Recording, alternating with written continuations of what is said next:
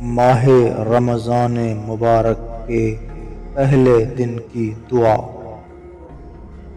بسم اللہ الرحمن الرحیم۔ اللہم اجعل صیامی فیہ صیام الصائمین وقیامی فیہ قیام القائمین ونبہنی فیہ عن نومۃ الغافلین وہب لی جرمی فیہ یا الہ العالمین واعف عنی یا عافیا عن المجرمین۔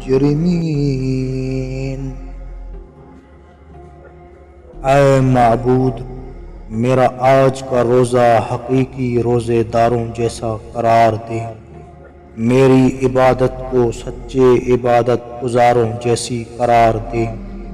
آج مجھے غافل لوگوں جیسی نیند سے بیدار کر دے اور آج میرے گناہ بخش دے۔ اے جہانوں کے پالنے والے، مجھ سے درگزر کر، اے گنہگاروں سے درگزر کرنے والے۔